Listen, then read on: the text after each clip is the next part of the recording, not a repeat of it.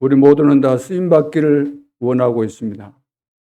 그런데 쓰임 받으려면은 비밀이 있는데요. 그 비밀이 뭐냐면은 그릇을 준비하는 것입니다.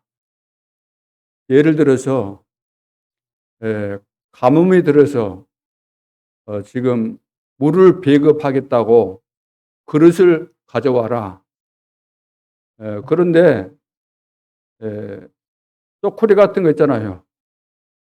그 뭡니까?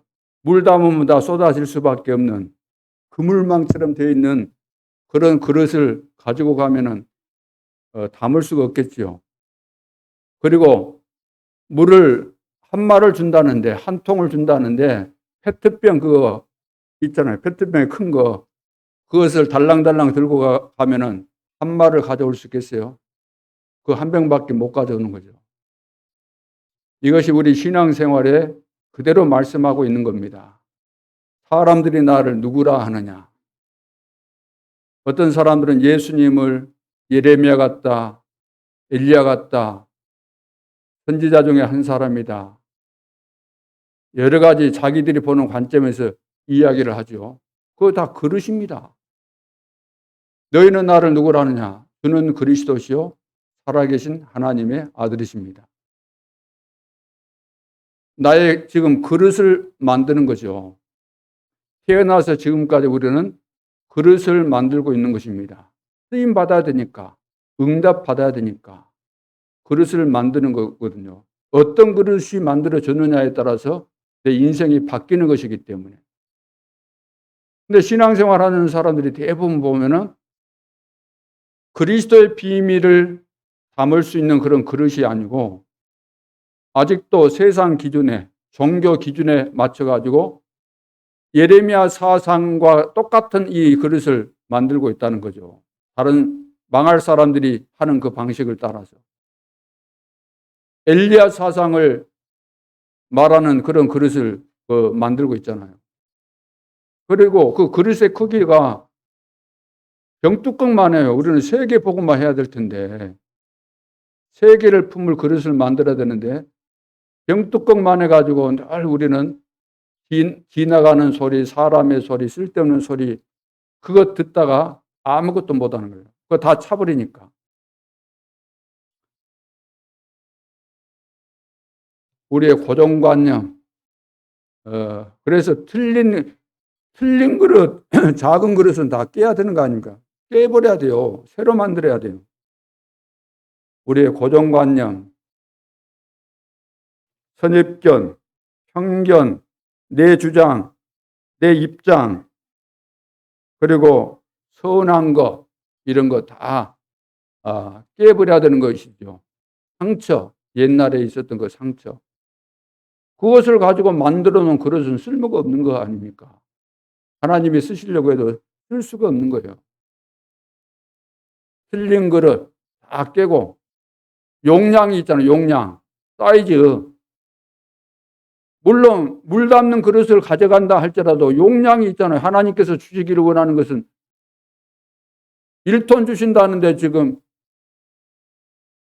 페트병 하나 들고 가면 되겠어요. 용량이 맞아야죠. 그리고 응답받는데도 비밀이 있는 거죠. 응답받는데도. 응답을 받으려면 하나님께서 주시겠다고 하신 것, 하나님께서 약속하신 것, 반드시 응답될 수밖에 없는 이것을 딱 정리해서 여기에 24시가 돼야만 응답이 오는 것입니다. 그러니까 24시가 될 만한 편집이 안 돼 있으면 응답이 없는 거죠. 편집이 안 되는데 내가 24시가 될 수밖에 없는 하나님의 계획이 딱 정리가 안 돼 있는데 기도를 누가 하겠습니까? 생각도 안 나는데 누가 기도하겠어요? 관심도 없고 하나님이 반드시 이 일을 하실 것이라는 확신도 없는데 누가 기도하겠으며 형식적으로 간혹 기도하자 그러니까 어쩔 수 없이 하긴 하지만 그런 기도가 응답이 될 수가 있겠냐고 말입니다. 응답 안 되는 거죠. 24시가 딱 정확하게 언약으로 정리가 돼서 결론이 나와야만 24시가 되어지고 그리해야만 25 응답이 오게 돼 있고 영원한 작품으로 남게 돼 있는 거죠.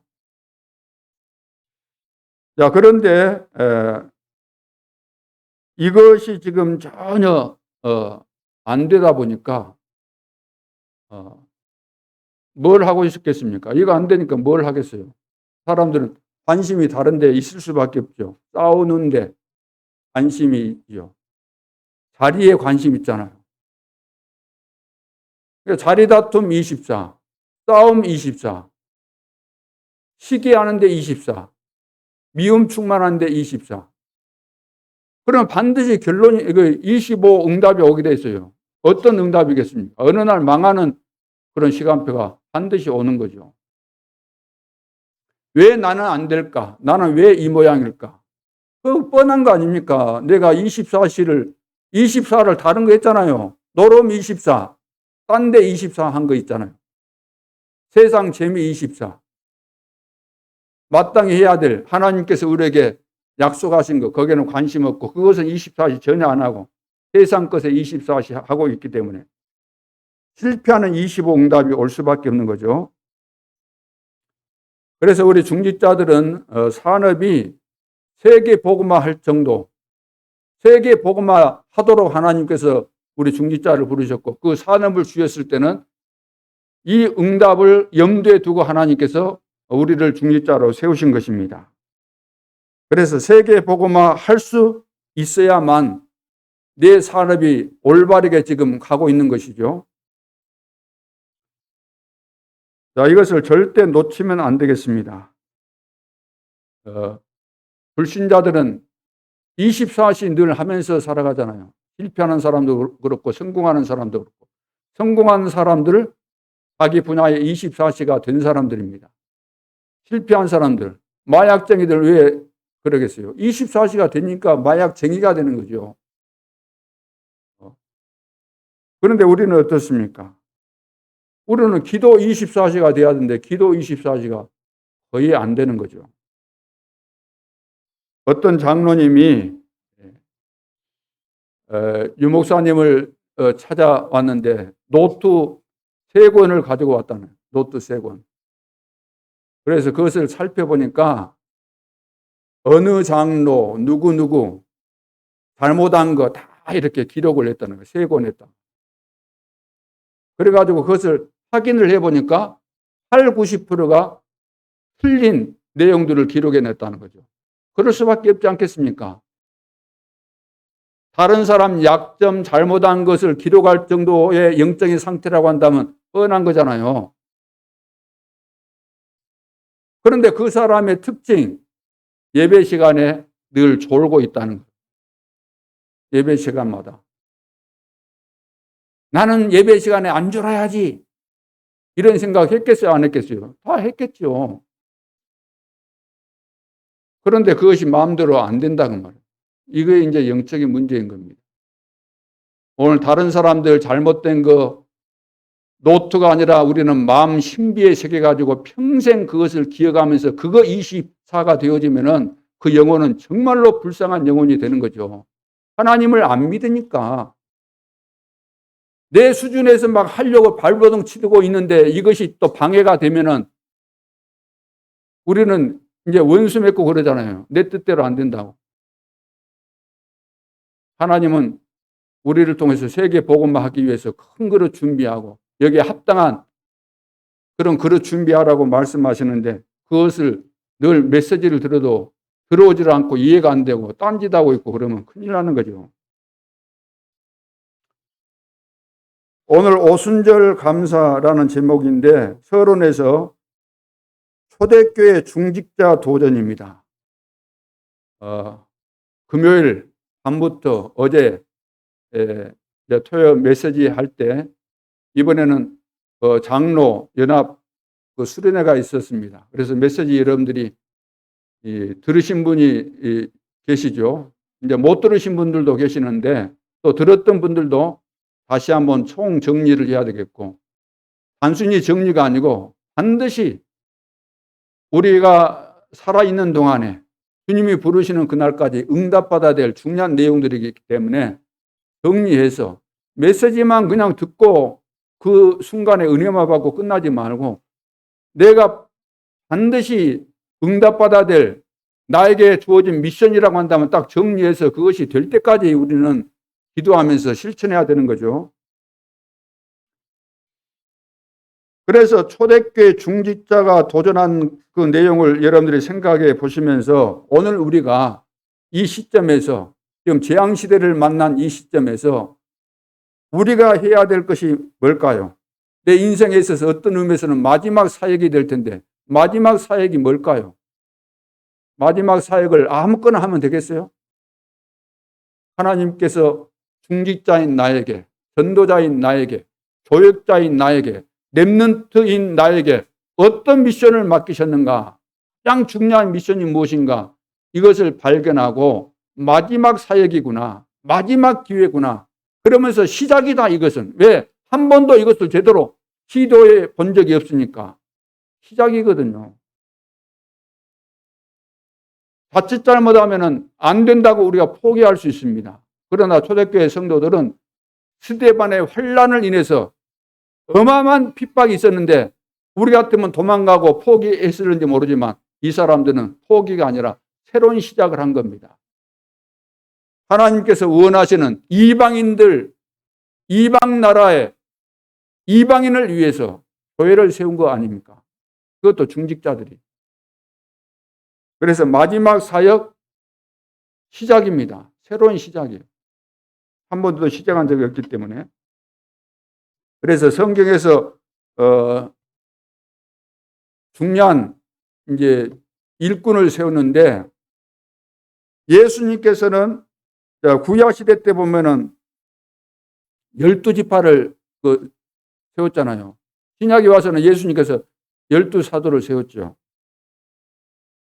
이 말은 희비 대교구, 큰 교구를 만들라는 의미죠. 그리고 구약에 이제 70인 장로가 있죠. 신약에 와서는 70인 제자를 예수님께서 세우셨습니다. 이것은 다른 말로 한다면은 70지역, 70나라를 살려라. 그런 의미가 여기에 들어있는 것입니다. 70이라는 것은 꼭 70개 하라는 이야기가 아니에요. 자, 그러면은 이 일을 해야 될 이 시대의 중직자로 세움받은 나는 누구인가? 먼저 나에 대한 정체성을 이해해야 되겠죠. 내가 누구인가? 장로인 나는 누구인가? 권사인 나는 중직자로서 누구인가? 안수집사인 나는 중직자로서 어떤 일을 하라고 나를 중직자로 세우셨을까? 첫째는 시대 해결사입니다. 시대 해결사. 이 시대는 많은 문제들이 있는데 이 시대의 산적에 있는 이 문제를 해결하는 해결사로 하나님이 나를 부르셨습니다. 나를 부르셨을 때는 하나님이 절대 응답을 준비하시고 부르셨기 때문에 이 비밀을 깨닫고 이 축복에 도전해야 될 줄로 믿습니다. 그러면 뭘 도전해야 되겠는가? 첫째, 영적 도전입니다. 영적 도전.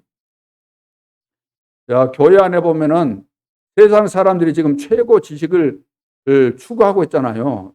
최고 지식. 계속해서 연구하고 막 박사학위 받고 막 첨단 이런 부분에 계속해서 연구해서 인공위성도 띄우고 또 로봇도 만들고 다 하고 있지 않습니까? 반도체 이런 것도 만들고 최고 지식 이것을 추구하고 또 성공을 향해서 막 달려가고 있습니다. 오로지 성공입니다. 어릴 때부터 너는 커서 성공해야 된다. 그래서 너는 경제 축복 받아야 된다. 그래서 오로지 우리 생각 속에는 최고 지식, 최고 성공, 최고 경제. 뭐 이건 나쁜 것은 아니죠. 필요한 것이니까. 그런데 이것이 교회 안에서 우리 중직자들이 세상에서 길들여지고 세상에서 교육받고 이것이 체질된 이 내용을 가지고 교회 안에서도 그렇게 하려고 하면은 문제가 발생할 수밖에 없는 거죠. 왜냐하면은 그런 생각을 가지고 우리는 그리스도의 사람이고 그리스도를 설명해야 되는데 그런 기준을 가지고 있으면 그리스도를 설명할 이유가 없잖아요. 왜? 그리스도는 별 볼 일 없으니까. 아이고, 예수 믿는 사람들은 오직 그리스도 하면서 직장 취직도 못하대. 이런 관점으로 비판을 하잖아요.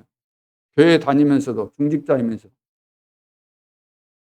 그러다 보니까 복음이 희석될 수밖에 없어요.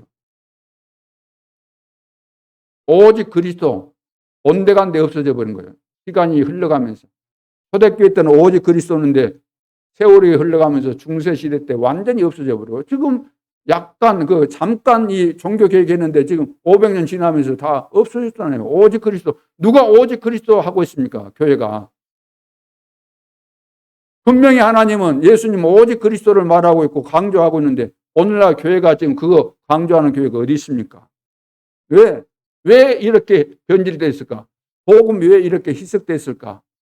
세상에서 배웠던 이 기준을 가지고 교회 생활하고 교회 안에서 무슨 또 행사를 하고 일을 할 때, 모든 행정을 할 때 그것을 다 집어넣어 버렸기 때문에 오직 그리스도가 안 되도록 다 만들어 놔버린 겁니다. 그러니까 교회 문 닫을 수밖에 없는 거죠. 그래서 영적 도전해야 됩니다. 오직 그리스도의 비밀을 회복해서 이것만이 살 수 있는 길이다. 이 속에서 우리가 공부하고 이 속에서 이것저것 해야 되겠구나. 최고로 가지 말란 말이 아니잖아요. 성공하지 말란 말이 아니잖아요. 성공되게 돼 있어야 되거든요. 오직 그리스도의 비밀 속에서.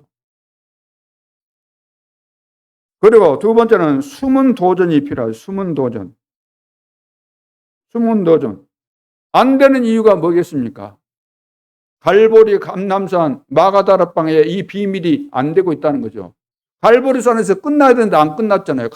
감남산에서 이 시대에 주어진 미션을 마지막 강단에서 우리에게 주었는데 이것을 못 붙잡고 있잖아요. 주신 말씀 붙잡고 실제적으로 응답이 와야 되는데 오순절 날에 이미 이름에 바람 같은 불 같은 성령의 역사가 임해야 되는데 이거 안 임했기 때문에 다 끝나져야 되는데 안 끝났다는 거예요.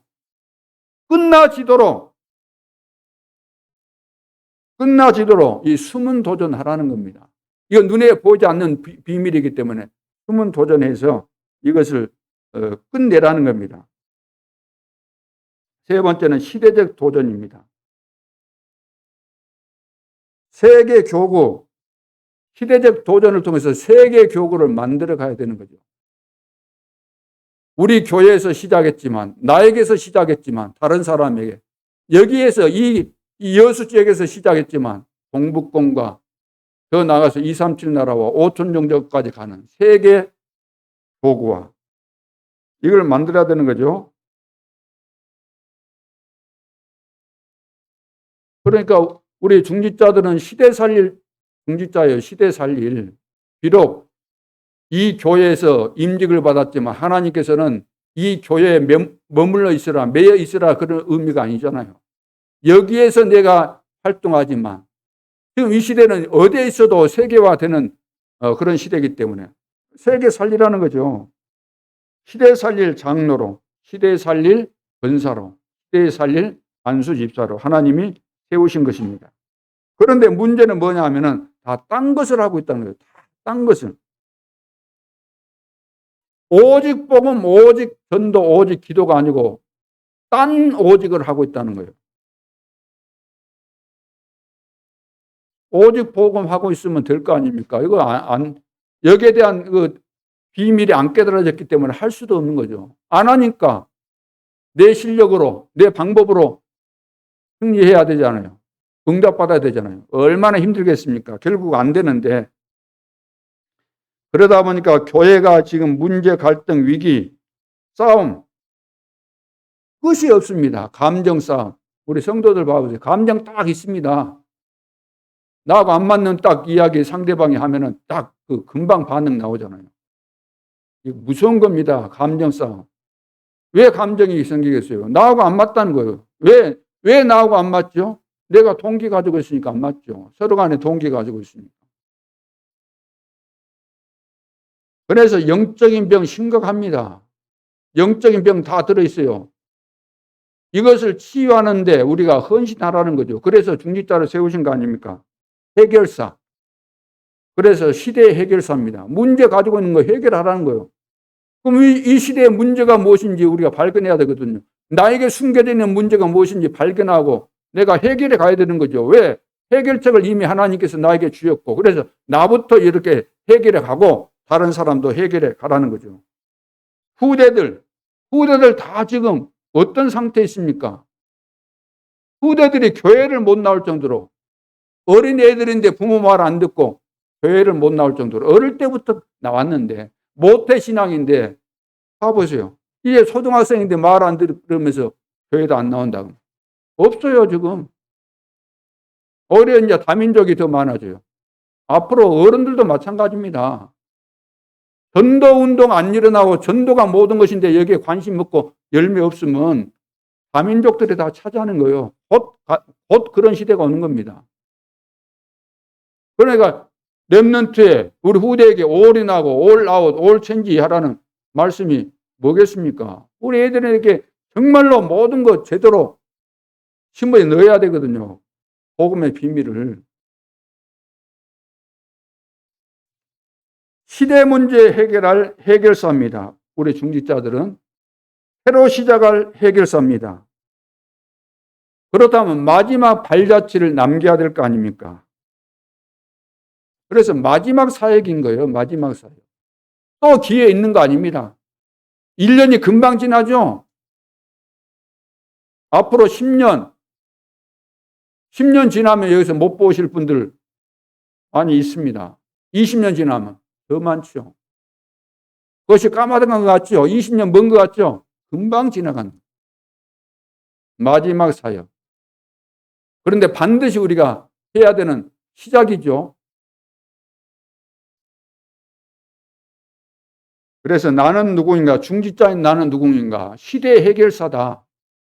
평생 잊지 말아야 되는 거죠. 두 번째는 세계 재창조 사령관입니다. 이 세계는, 이 세상은 재창조되지 않으면 소망이 없어요.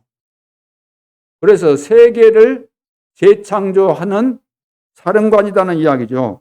다른 말로 한다면 천지 개벽의 소유자입니다. 천지가 개벽이 돼야 되는데 이것을 위해서 부름받은 자, 이 일을 할 수 있는 자, 다른 말로 한다면 70인 축복을 이제 회복하라는 겁니다. 70인 축복. 이걸 회복해야만 70인 제자 일어나고 70지역 살리게 되고 70지교에 일어나게 되고 70산업 되어지게 된다는 이야기죠. 내가 산업을 했는데 70군데 영향을 미칠 수 있어야 된다는 겁니다. 내가 복음을 받은 중직자가 맞다고 한다면 70지교에 되어져야 되는 거죠. 한 지교회라도 되어져야 된다는 이야기입니다. 그래서 지역 살리는 영적 사령관이다. 내가 지역 살릴 영적인 사령관이라고 한다면 당연히 내 지역에 뭐가 세워지겠습니까? 사람들이 모일 수밖에 없는 플랫폼이 세워질 수밖에 없잖아요.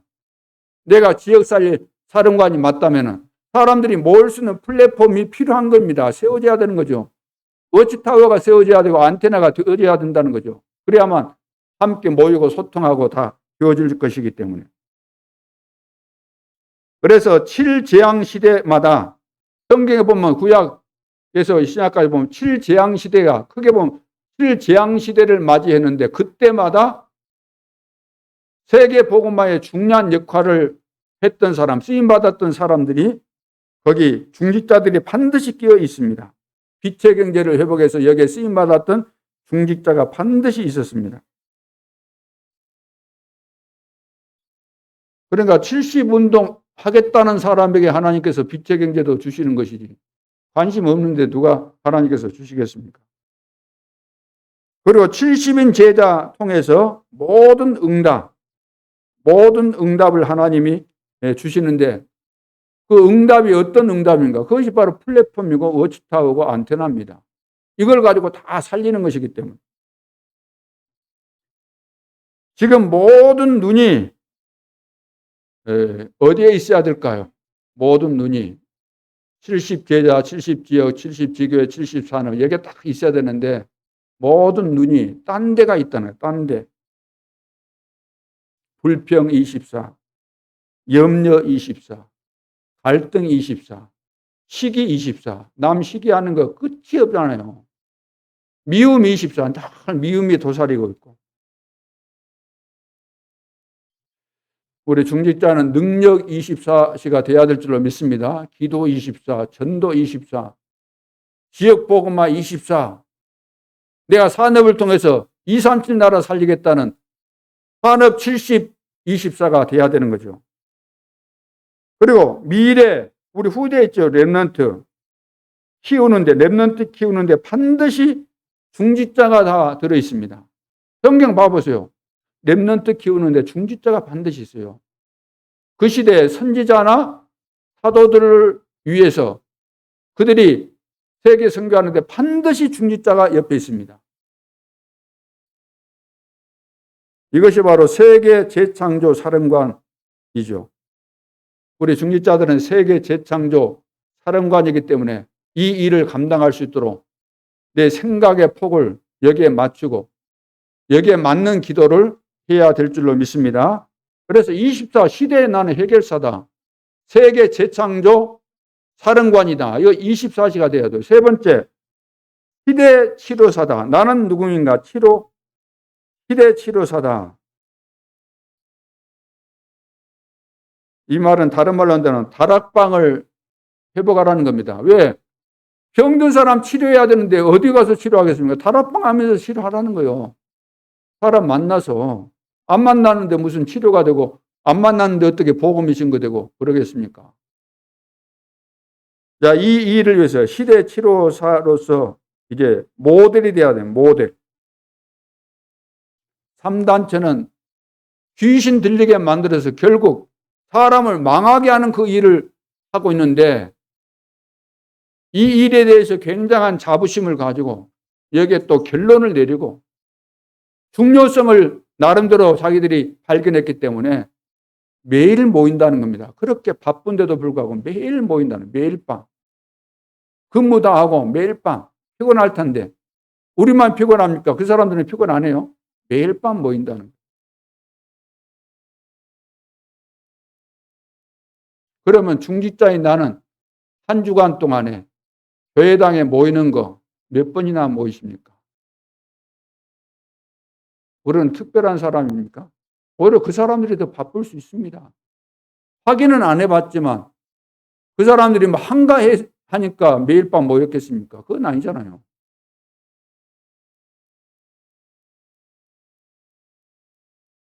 그래서 어디에 모델이 돼야 된다고 그랬습니까? CVDIP.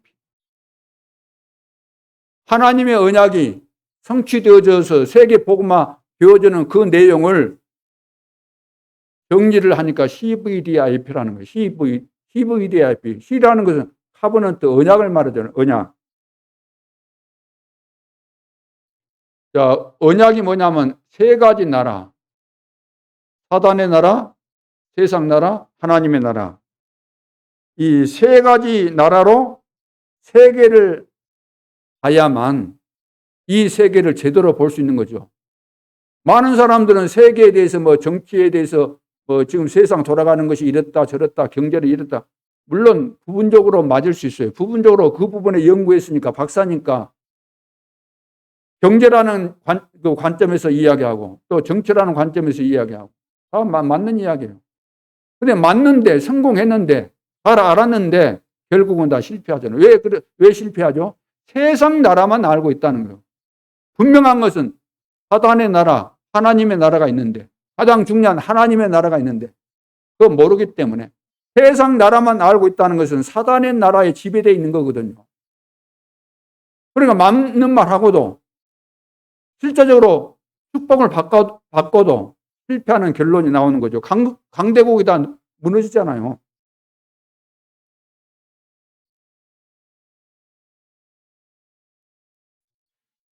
그래서 3단체, 귀신 들린 이 단체가 3차 산업 다 장악했잖아요. 지금 4차 산업 시대를 맞이해서 이 사람들이 지금도 거의 다 뭐 장악을 하다시피 하고 있잖아요. 그러나 우리가 이 복음 안에서 우리 후대를 제대로 키우게 되면 또 많이 우리 후대들이 가는 가운데서 여러 분야에서 지금 이 시대에 맞는 분야에 성공자들이 일어나고 있기 때문에 굉장한 가능성이 많이 있는 겁니다. 인공지능, 또 우주산업, 이런 쪽으로, 또 반도체, 이런 부분에, 생명공학, 이런 부분에 제대로 집중해서 제대로 응답받는 우리 후대들이 일어나야 되겠죠. 그럼 비전이 뭡니까? 지금 온 세계가 재앙 만났습니다. 재앙. 이 말이 무슨 말이죠? 온 세계가 재앙 만났다고 할 때 하나님이 왜 나를 부르셨을까? 재앙 만난 세상을 살리라고 부르셨잖아요. 그럼 어떻게 살리면 되는가? 우리 중직자로서 어떻게 살리면 될까요? 업을 가지고 살려야 될 거 아닙니까? 업을 가지고 직장 혹은 사업 이것을 가지고, 그러니까 237과 맞아야만 하나님께서 원하시는 참된 비전이 나에게 생겨지게 되어지는 거죠. 그러면 드림이 뭐죠? 오늘 24시가 될 수밖에 없는 누림이 돼야 되는데 그것은 누려질 수밖에 없는 시스템이 딱 준비가 돼야만 누려지게 되는 거잖아요. 그러니까 시스템을 안 준비하면 안 되는 거잖아요. 예를 들어서 중직자 중심으로 포럼을 한다고 할 때 그 중직자 중심으로 시스템이 갖춰지고 이번에 1조, 2조, 3조가 포럼한다 그러면은 여기에 해당된 사람은 24시가 되게 돼 있어요. 다음 주에 우리 조 포럼이다 그러면 24 되겠습니까? 안 되겠습니까? 될 거 아닙니까? 다음 주에 내가 대표 기도한다 그러면 24 되겠어요? 안 되겠어요? 되죠. 시스템이 딱 준비가 돼야 된다는 이야기죠. 그러면서 이미지라는 것은 25시가 되면 하나님의 나라가 임하게 되는데 세계 복음화의 여정이 있지 않습니까? 여정. 그 시간표가 지금 진행되는데 그 시간표라는 것은 그냥 진행되는 것이 아니고 말씀과 기도를 따라서 성령의 인도 속에서 되어지는 거잖아요. 이미지. 항상 말씀 따라가고 말씀 언약을 붙잡고 기도하는 가운데서 언약의 여정을 우리는 가면서 이것을 확인하게 되는 거죠. 그러면서 P는 이제 작품을 말하는데 산업을 통해서 작품이 나오는 거죠. 나 한 사람이지만 나를 통해서 작품이 나오는데 70제자, 70지역, 70나라에 이렇게 증거가 나오게 되는 것입니다. 이 24시 기도를 하라는 거죠. 24시 기도. 그래서 시대 치료사로서 꼭 기억해야 될 것은 나는 모델이다. 이 시대에 살릴 모델이다. 자, 두 번째는 그렇다면 세 가지 내가 집중해야 되겠구나. 세 가지만 집중해야 되겠다. 그 세 가지가 뭘까요? 제한된 집중. 제한된 집중 필요하죠. 세 가지만 하면 됩니다. 제한된 집중. 하나님은 분명히 인재를 준비하셨고 또 우리 가운데 준비된 우리 후대들 있지. 인재들 있죠. 또 교회 안에 갈급한 자, 충성된 자, 그리고 예비된 자가 있습니다.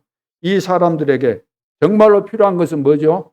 138, 예수가 누구인지, 왜 하나님 나라에 임해야 되는지, 왜 성령 충만 받아야 되는지, 이것이 깨달아지도록 집중하는 것을 보고 제한된 집중. 그래서 결국은 우리가 이 일을 위해서 필요한 것이 뭐냐면 RUTC입니다. RUTC. 렘넌트. 우리도, 여러분도 렘넌트가 어린 우리 후대들도 다 렘넌트인데 렘넌트가 하나 되어져서 세계 복음화를 위해서 훈련이 되어지고 이 사람들이 모일 수 있는 그 센터가 세워져야 된다는 거예요. 센터가. 근데 교회당 안에서는 이것이 불가능해요. 여러 가지로 이 일을 할 수가 없기 때문에. 그래서 RUTC가 필요한 거죠. RUTC에서는 5가지를 이제 하게 되는데 그 시간표 속에서 지금 올해 무슨 몇 RUTC예요? 3RUTC. 몇 RUTC까지 해요? 5RUTC까지. 그러면 1, 2, 3, 4, 5. 그 뭡니까? 1은 모이는 RUTC. 2는 흩어지는 RUTC. 3은 치유, 서밋 만드는 RUTC. 이제 앞으로 뭐 3단체가 일어나고 각종 뭐 종교단체 일어나서 거기에 답이 있는 줄 알고 찾아갔던 사람들 귀신 들리게 될 거 아닙니까? 얼마나 이제 힘들겠어요. 심각한 문제 올 수밖에 없죠. 후유증이 올 수밖에 없는데 그것을 막을 수 있는 길은 오직 복음밖에 없기 때문에 이 운동을 하겠다는 겁니다. 뭘 해가지고 RUTC 만들어서 이것을 하겠다는 겁니다. 이거 하나님의 뜻이기 때문에. 그런 다음에 지속이 되도록 우리는 죽어서 천국 간다 할지라도 남은 우리 후대들이 지속이 될 수 있도록 언제까지 주님 재림하는 그날까지 지속할 수 있도록 제한된 집중을 해서 제대로 이제 RUTC 운동을 하라는 거죠. RUTC. 3가지만 집중하라는 거예요. 3가지만. RUTC. 이것을 언제 하면 좋겠어요? 새벽 시간에. 새벽 기도회 때 교회에 나오시든지 아니면 집에서 하든지. 근데 새벽에 나와서 이렇게 하는 사람이 얼마나 됩니까? 하나님이 원하시는 거하고는 너무 좀 거리가 멀다는 거예요. 우리는 육신적이라 그냥. 내 편할 대로, 내 기준대로, 내 고집대로 아예 하기 싫어 안 해.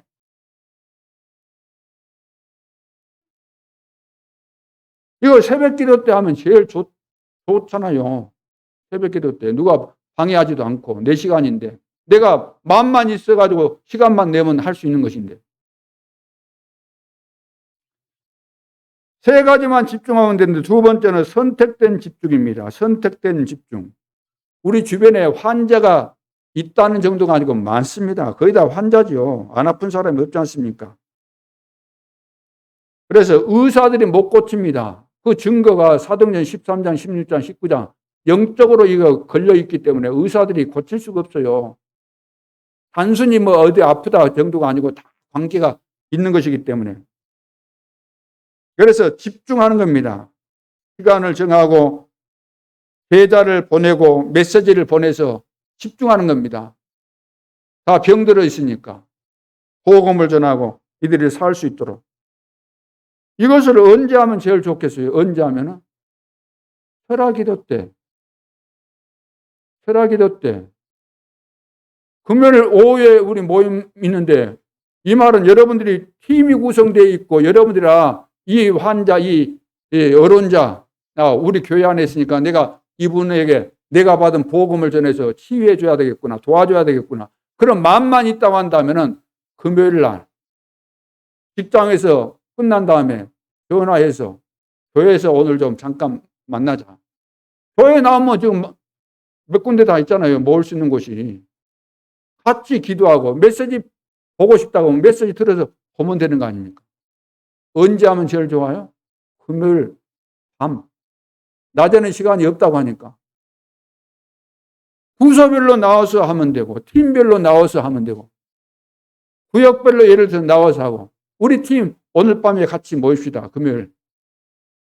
우리 구역에 아픈 사람인데 이 사람을 위해서 우리가 같이 기도하고 또 우리 자신들도 연약한 부분들이 많이 있고 그러니까 이 부분 치유받읍시다. 마음이 없다는 것이죠. 우리는 무슨 또 금요일 날 밤에 예배를 드려야지 또 뭐 2시에 드네. 그런 거 가지고 또 불평하잖아요. 얼마나 생각 자체가 딱 고정되어 있어요. 내가 알고 있는 거기에. 다 문 닫았던 교회가 했던 거 거기에 딱 고정되어 갖고 의미를 모르고 틀린 것을 가지고 그 기준을 가지고 틀렸네 어쩌네 왜 저랬는가 늘 그런 이야기들을 많이 하지 않습니까? 선택된 집중. 하나님은 얼마든지 하나님께서 우리를 축복하실 모든 것을 다 준비하셨는데 우리가 우리 입장에서 다 커트시키고 안 하는 거잖아요. 내 기준 가지고.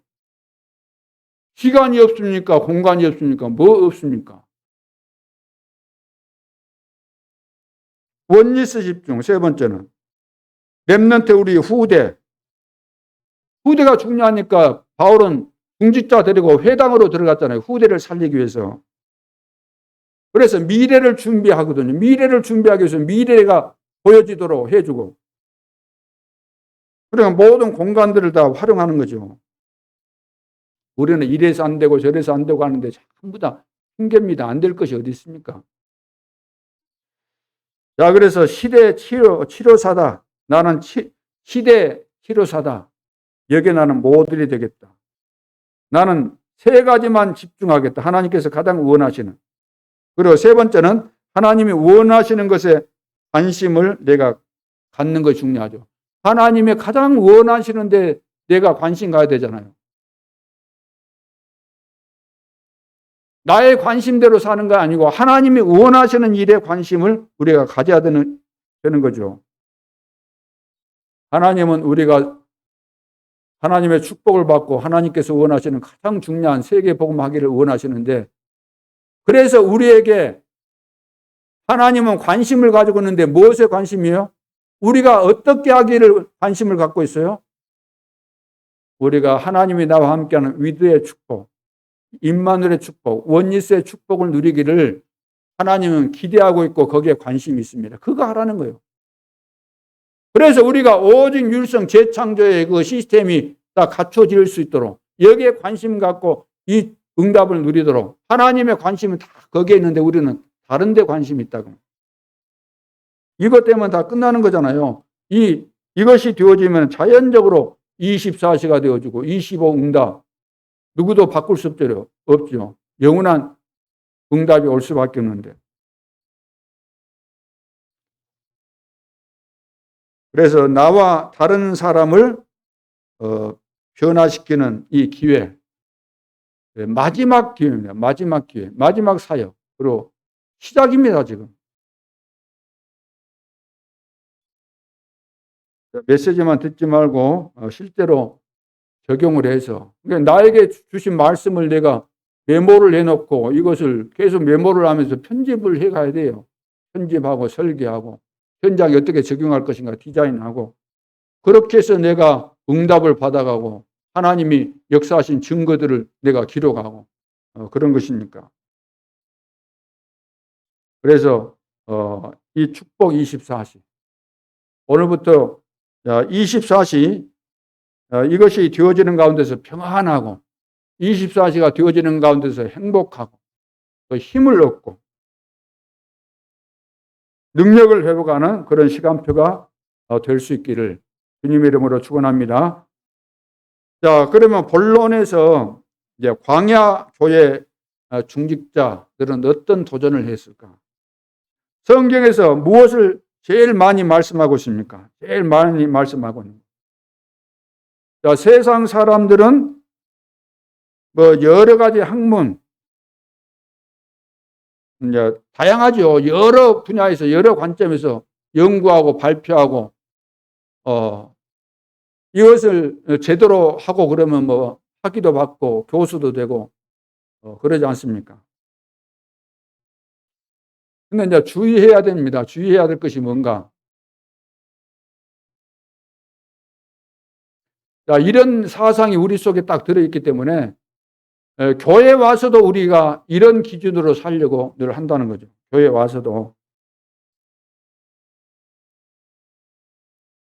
세상 방식으로 모든 것을 접근하려고 하기 때문에 행정도 이렇게 바꾸고 모든 스케줄도 이런 관점에서 늘 고치려고 하고, 성경은 인간의 가장 근본적인 부분을 지금 얘기하고 있습니다. 그리고 인간은 근본이 다 같습니다. 영적 문제 다 가지고 있습니다. 근본이 여기에 다 걸려 있습니다. 그래서 이 부분을 봐야 돼요. 나도 이 근본 문제에 걸려 있구나. 12가지 어릴 때부터 사단의 전략에 내가 걸려가지고 이 세상에서 세상 기준으로 사단이 만들어준 세상 기준에 맞춰서 내가 살아왔고 그렇게 내 인생이 완전히 체질됐구나. 내가 복음을 받았다고 하지만 내 삶은 보니까 어디 가든 어디에서든지 그 기준을 가지고 살아가고 있구나. 심지어 교회 와서도 중직자가 돼가지고도 교회 안에서 일할 때 보면 이 기준을 가지고 내가 일하려고 하구나. 그래서 성경에서 제일 많이 말씀하는 내용이 뭐냐면 새 절기를 말씀하고 있습니다. 성경은 새 절기 이야기예요. 새 절기. 그러면 첫째, 새 절기 약속인데 6월절입니다. 6월절. 6월절이 뭐죠? 이스라엘 백성들이 어떻게 빠져나올 수 없는 애굽에서 해방받았는가? 그 방법은 오직 한 가지입니다. 어떻게 빠져나왔죠? 양 잡아서 피 바른 날, 피제사 드리고 빠져나왔습니다. 이것을 보고 구원이라고 말하죠. 신앙생활 제일 첫 번째 축복이 구원에 관한 축복입니다. 이 구원의 축복을 우리가 누려야 되는데 구원이 뭔지 이해 못하고 구원받은 자에게 주어진 축복이 뭔지 모르기 때문에 이 부분을 이해 못하고 못 누리니까 다음 것이 될 수가 없죠. 이 속에서 다 되어지는 것인데 구원받은 자는 그리스도 아는 자이기 때문에 구원받은 능력 속에서 모든 답이 나와져야 됩니다. 그리스도 안에서 모든 답이 나와져야 돼요. 모든 축복이 나와져야 됩니다. 복음 안에서. 그리스도 안에는 모든 지혜와 지식과 보화가 다 감춰져 있다 그랬잖아요. 그래서 구원받는 순간에 예수 그리스도를 나의 구주로 영접하는 순간에 절대로 빠져나올 수 없는 사단의 손에서 우리는 해방받았습니다. 그리고 하나님의 자녀가 되은 거죠. 하나님 만났으니까.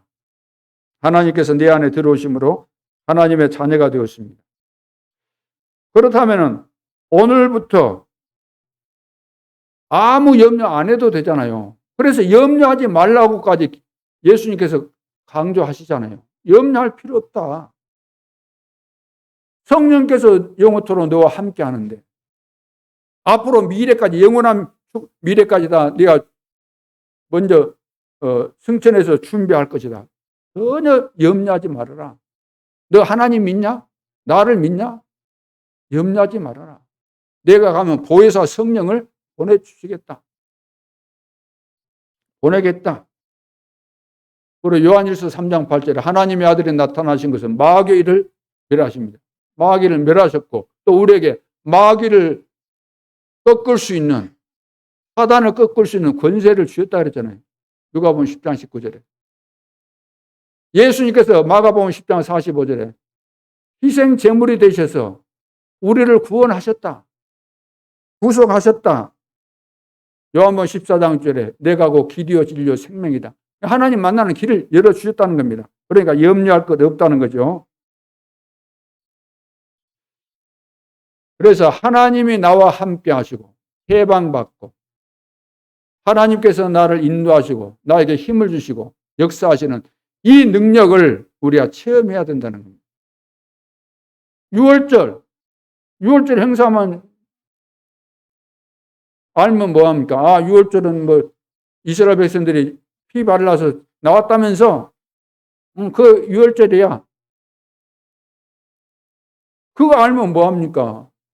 그 의미를 알고 실제로 내 인생에 6월절 사건이 나와야 될 거 아닙니까? 내 인생에 6월절 사건이 나와줘야 돼요. 6월절의 역사가 체험돼야 돼요. 이게 체험이 안 되는데 무슨 뭐 감사가 있겠어요? 체험이 안 되는데. 하나님의 은혜로 그리스도를 통해서 내가 영원한 저주에서 사단의 손에서 기업 권세에서 해방받았구나. 지금 주님이 나와 함께 하시구나. 이것이 체험돼야 되는 거잖아요. 이것이 삼절기를 우리가 지키는 거죠. 오순절은 뭡니까? 구원의 축복을 받고 나면은 이제 성령께서 여러분들 속에서 역사하시잖아요. 에베소서 4장 30절에 보니까 믿는 순간 성령으로 도장을 찍었다 그래요. 성령으로 믿는 순간에 성령으로 인쳤어요. 성령으로. 고린도전서 3장 16절 이제 성령께서 내 안에 들어오셨다는 거죠. 내 안에. 너는 왜 모르느냐 그 말이에요. 너희가 하나님의 성전인 것과 하나님의 성령이 너희 안에 거하시는 줄을 알지 못하느냐. 왜 이 어마어마한 축복, 이 비밀을 모르고 아직도 육신적인 것을 못 버리고 교회에서 만났다 그러면 육신적인 거 가지고 싸우고 시기하고 그러야 하느냐. 고린도 교회 성도들의 모습입니다. 너무나 안타까워서 바울이 이렇게 말씀한 거예요. 이런 어마어마한 축복 받아놓고도 너가 하는 그 신앙 수준이 꼭 어린아이 같아. 어린아이 수준이다. 어린아이. 애들을 뭐 어쩔 때 싸웁니까? 형하고 동생하고 같이 있으면 과자 나가고 싸우잖아요.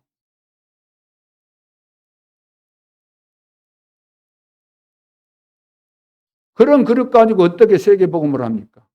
늘 징징징 짜고 울고. 수장절, 추수절이라고도 하죠. 이것은 천국을 의미합니다. 여러분의 배경은 하나님의 나라이고 여러분이 가는 곳마다 하나님 나라가 임하게 하는 이 사명을 수행하다가 때가 돼서 하나님이 부르시면은 우리는 영원한 천국으로 가는 것이죠. 그래서 이 세 가지가 되어야만 신앙생활이 되어지는 것이죠. 유월절, 오순절, 수장절. 이것이 모든 것이잖아요. 이것이. 이 비밀을 내가 깨달아주고 믿어주는 순간에 다 끝난 거 아닙니까? 염려할 것 없고 하나님이 다 하실 것이고 어떤 문제를 만나도 이 문제 속에 하나님의 숨겨진 축복의 계획이 있고 갈등 왔다. 그거 갱신하라는 거죠. 갱신해라. 어떤 어려움 당해도 그것은 기회다. 찬스다. 중요한 하나님이 응답하실 기회가 왔다. 이미 우리는 답을 다 얻었고 결론이 다 난 사람들입니다. 다 났는데 우리는 진행 과정에서 어떤 사건 보고 어려움 보고 문제 보고 금방 또 속아버리잖아요. 세계 복음화의 분명한 결론 속에 있고 목표를 보고 가면서도 금방 속아버리잖아요. 그럼 두 번째, 이 축복을 언제 우리가 체험해야 될까요? 언제? 대절개의 약속 그 의미를 알고 이 속에 모든 것이 다 들어있기 때문에 이 축복을 언제 체험하면 제일 좋겠어요? 예배 때. 그래서 모든 성물, 성막, 시설, 구약 이제 그 출애굽에서 성막 짓고 그 안에 이제 성물들 있잖아요. 물두멍도 있고 번제단도 있고 향단도 있고 떡상도 있고 다 있잖아요. 또 휘장 있고 그 지성소 안에 들어가면은 언약궤가 있고 다 그런 시설이 있는데 그 전부 다 무슨 이야기죠? 그리스도를 설명하고 있는 겁니다. 그리스도. 피제사는 구원의 비밀을 지금 말하고 있는 거예요. 구원의 비밀. 오늘 본문에 보니까 이제 소제를 드렸다. 소제. 이것은 감사 예물을 말합니다. 소제로 드렸다. 감사 예물을 하나님께 드리는 것을 말하죠. 다른 말로 하면 헌금을 말합니다. 헌금.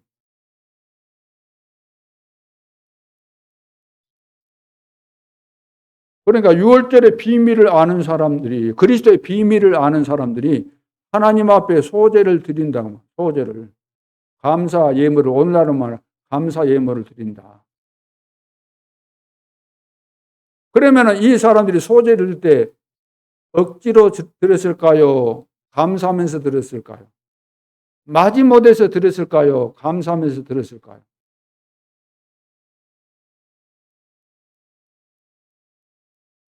드리는 거 그것만 보면 저 사람 헌금했네. 그래 하겠죠. 또 주보보면서 이 사람이 무슨 헌금했네. 그런 이야기 하겠지만 하나님은 뭐 보실까요? 정말로 우리가 새 절개의 비밀, 구원의 비밀을 제대로 깨닫고 진정한 감사가 있어서 억지가 아니고 마지못해서 하는 것이 아니고 감사하는 마음으로, 믿음으로. 이런 비밀이 안 깨달으니까 속이는 헌금을 하냐. 속이는 헌금. 아나니아 삽비라처럼 억지 헌금을 하잖아요. 하나님은 다 알고 계시는데 숨기려고도 다 아는데 우리 하나님은 우리의 중심을 보고 다 아시는데 모를 줄 알고 요즘 헌금 시대가 어렵다고 해서 하나님은 축복 안 하십니까? 다른 사람 다 어려우니까 나도 어려워야 되는 거 아니잖아요. 봐보세요. 텔레비전에. 요즘 축복받은 사람들, 성공한 사람들 많이 나와요. 어려운 사람 많이 있겠지만 그 가운데서 진짜 돈 번 사람 많아요.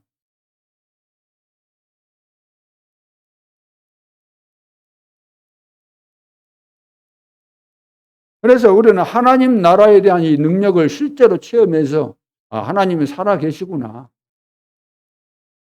하나님이 하시면 안 될 것이 없구나. 하나님은 정말로 정확하신 분이시구나. 이런 것들을 우리가 확인을 해야 되는 거예요. 확인을. 그래서 우리는 이것저것 다 하지만 결론은 진짜 필요한 응답이 실제로 와야 되고 생산적인 그 증거들이 나타나야 되고 증거가 나타나야만 되는 거잖아요.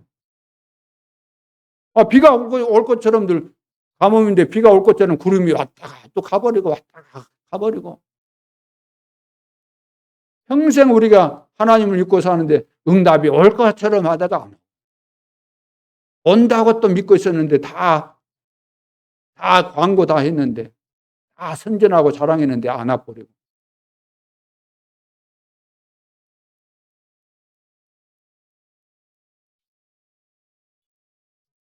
세 번째, 새 절기를 현장에서 누리라는 거예요. 현장에서 누리라. 새 절기, 구원, 성령, 하나님의 나라죠. 유월절, 오순절, 휴장절. 자, 이 축복이 내 산업 현장에, 사업하는 그 현장에, 학교에, 가정에, 현장으로 가야 되는 거죠. 내 속에 있는 하나님의 축복이 내가 가는 현장에 다 증거되게 돼 있잖아요. 요셉이 노예로 있을 때는 그 보디발의 집에 있을 때는 집의 역사가 일어나고, 누명 쓰고 감옥에 들어가니까 감옥의 역사가 일어나고, 총리가 되니까 전 세계 역사가 일어나고, 내가 가는 현장마다 만나는 사람마다 나를 통해서 증거 일어나는 거. 그래서 구약의 렘넌트 7명은 봐보세요. 전부 다 환경이 안 좋은 정도가 아니고 심각할 정도의 위기 상황이었는데 가는 현장마다 기적이 일어났습니다. 렘넌트 7명. 초대교회 봐보세요. 138의 증거가 모든 현장에 흩어지는 중직자들을 통해서 다 일어나고 있지 않습니까? 도망가면서도 교회를 세워서 안디옥 교회 세계복음 하지 않습니까? 로마서 16장에 그 제자들이 거의 다 중직자들이잖아요.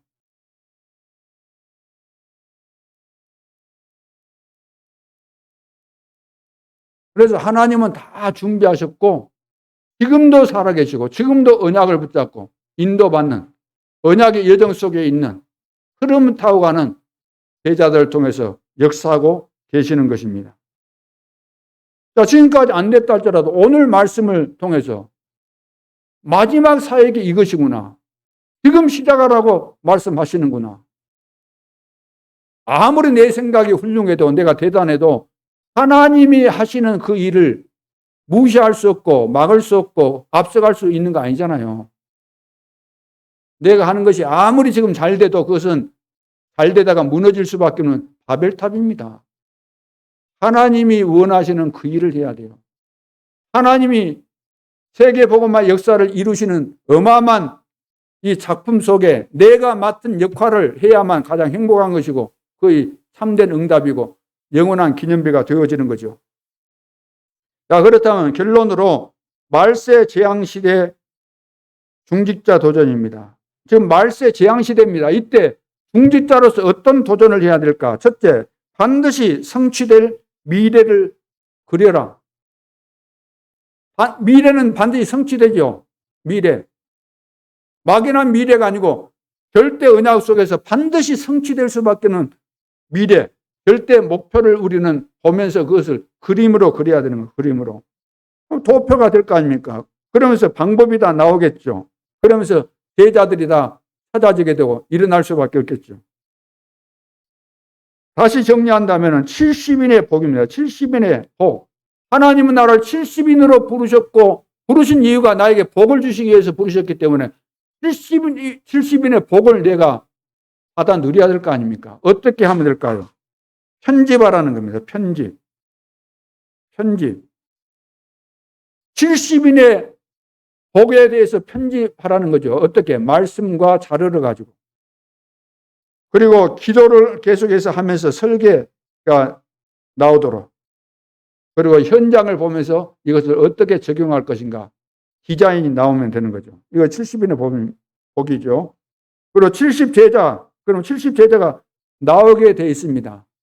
이것을 하면서 우리가 제자를 찾는 거죠. 그러면 70지역을 장악하는 그런 시간표가 오게 되는 거죠. 내가 정확한 언약의 흐름 속에서 그림을 그린 것이 맞다고 한다면, 그리고 그린 그림대로 내가 움직인다고 한다면 반드시 70지역을 장악하고 70제자가 일어나는 70산업의 증거들이 반드시 일어날 수밖에 없겠죠. 두 번째는 없어지지 않는 것을 위하여. 없어질 것을 위해서 우리가 왜 생을 겁니까? 없어지지 않는 것을 위하여. 첫째, 영원히 있는 것. 영원히 있는 것의 중요성을 가져야 돼요. 영원히 있는 것이 뭐죠? 보호자, 사단, 흑암, 지옥, 그리고 인간에게 대한 영혼이 있잖아요. 이게 제일 중요한 부분입니다. 근데 가장 중요한 부분을 가장 우리는 무시해버리고 안중에도 없어요. 그러니까 하나님하고 너무 안 맞죠. 없어지지 않는 것을 붙잡아야 될 텐데 잠시 있다가 없어지는 거, 육신적인 거, 풀과 같은 거, 풀은 마르고 꽃은 시든다 그랬잖아요. 금방 지당할 거, 이거 붙잡고 아웅다웅하고 싸우고 시험 들고. 영원한 세계입니다. 영원한 세계. 없어지지 않죠. 세상 나라, 사단의 나라, 하나님의 나라, 영원한 세계, 이걸 보고 우리는 도전해야 됩니다. 그리고 보호자에서 영원히 있는 것, 보호자에서 영원히 있는 것이 뭘까요? 누가복음 16장 19절로 31절은 이제 천국과 지옥이 있다는 거예요. 천국과 지옥이.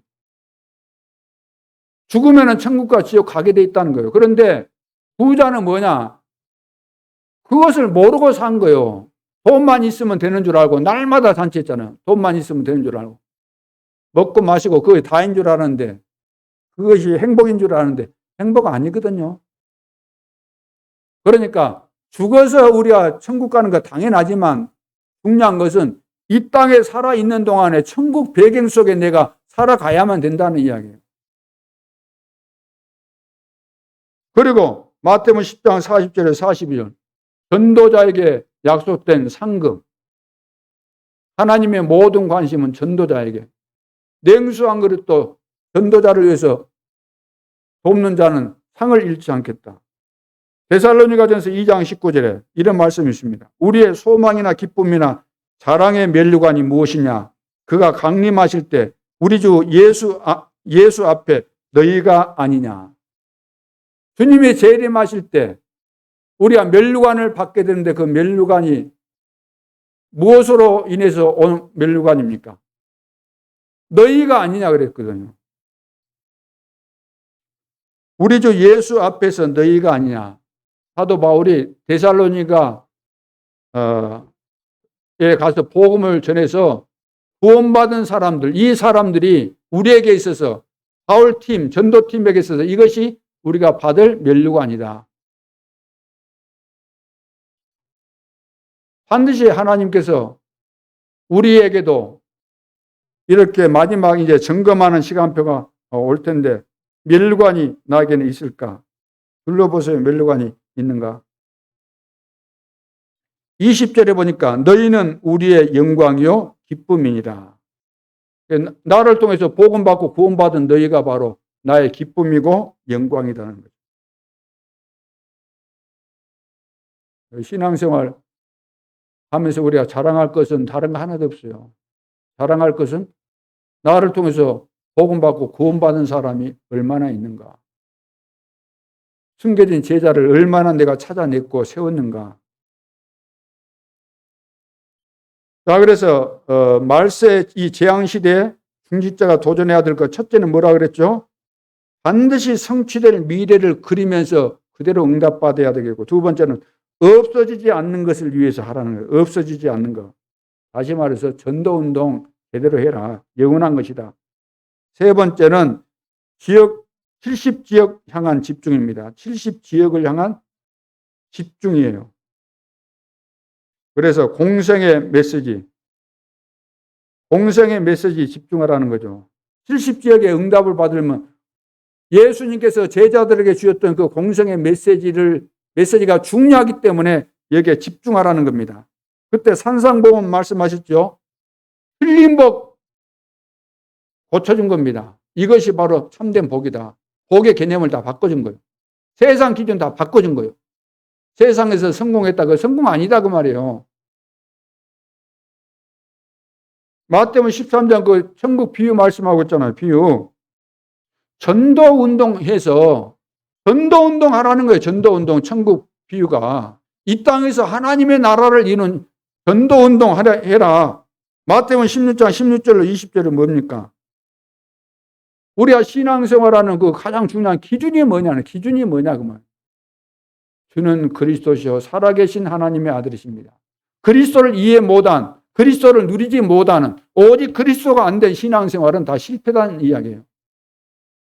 내가 어떤 문제를 만났다 할지라도 오직 그리스도 그러면 다 끝나야 돼요. 그렇게 되고 있습니까? 염려 근심거리 왔을 때 오직 그리스도 하면 염려 근심이 다 사라집니까? 안 사라진 사람은 아직 오직 그리스도가 아니고 가짜라고 할 수 있어요. 어떤 문제를 만나서도 오직 그리스도 합니다. 떠나가야 돼요. 문제될 거 하나도 없잖아요. 다 이루었으니까. 과거, 현재, 미래 다 끝났잖아요. 오직 그리스도 했는데 아직도 내가 상처에 매여 있어요. 오직 그리스도 하면서 내가 시기하고 있어요. 오직 그리스도 하면서 내 마음속에는 아직도 미운 사람이 있어요. 오직 그리스도가 아니에요.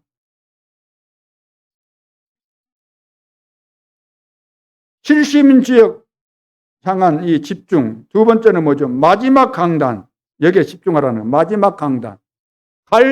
감람산에서 주신 마지막 강단. 하나님의 나라가 임하게 될 것이다. 자, 예수가 그리스도 모든 문제 끝났죠? 이제 모든 문제 끝난 이 비밀을 가진 너희들에게 필요한 것은 하나님 나라가 임하는 것이다. 이것이 너희들이 해야 될 평생의 미션이다. 이것을 이루기 위해서 성령 충만을 받아라. 여기에 집중하라는 거죠. 실제로 이 집중하다가 오순절날 성령 충만 임했지 않습니까? 마가다락방에. 다 끝난 거예요. 마지막 현장 집중. 이 말은 현장에 숨겨진 세계의 제자를 말하죠. 전 세계 모든 족속 가운데 현장 속에 제자들은 다 숨겨져 있기 때문에 그 제자를 찾는데 집중하라는 겁니다. 현장에 집중해라. 마가다락방에 봐보세요. 2장 9절로 11절에 15개 나라에서 와버리잖아요. 성령 충만 받고 있으니까 하나님께서 아시고 딱 만나도록. 3천 제자가 일어나요. 3천 제자. 날마다 모여지잖아요. 날마다 모여진 겁니다. 집에서 성전에서. 날마다 우리도 모여야 돼요. 날마다.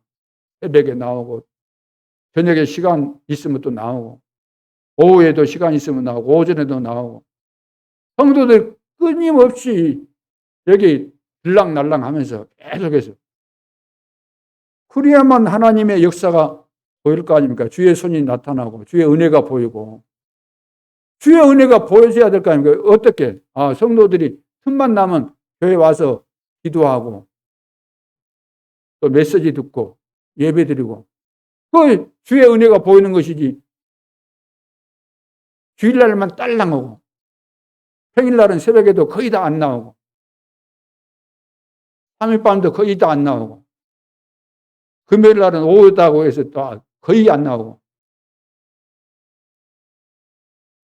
그러면 하나님이 문제네요. 하나님이 필요 없는 것이고 하나님이 그 정도로 우리에게 필요 없는 존재라고 한다면 뭐 볼장 다 본 인생 아니겠어요? 그렇잖아요. 나는 하나님 없어도 기도 안 해도 나는 잘 살아. 능력이 있으니까.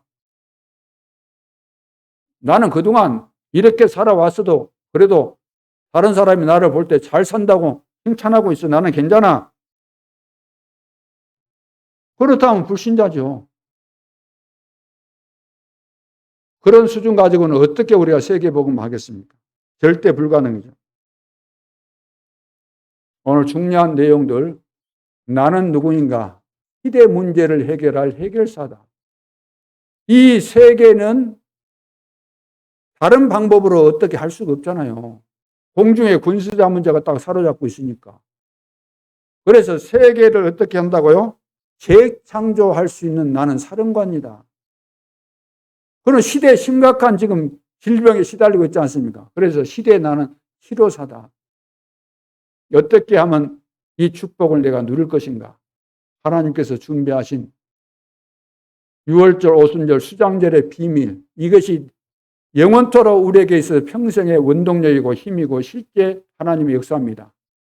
하나님이 나와 함께하는 이 위대의 축복, 임마누엘의 축복, 그리고 원리스 모든 사건과 문제와 일 속에 하나님이 개입하시고 간섭하시기 때문에 이거 붙잡고 우리는 여기에 24시 하고 있으면 하나님은 반드시 응답과 증거를 주심으로 여기에서 시작했지만 237 나라와 5천 종족까지 확실하게 가게 되는 증거들이 나타나게 될 줄로 믿습니다. 기도드리겠습니다. 하나님 아버지, 세계 복음화의 모델로 증인으로 우리를 부르신 줄로 믿습니다. 오늘부터 나의 정체성을 확인하고 하나님이 응답하실 수밖에 없는 기도 제목을 붙잡고 24 누리게 도와주시고 그래서 25 영혼의 응답을 누려서 내 인생의 발자취를 남기는 전도자의 삶이 되게 하여 주옵소서. 지금도 살아계신 주 예수 그리스도 이름으로 기도하옵나이다. 아멘.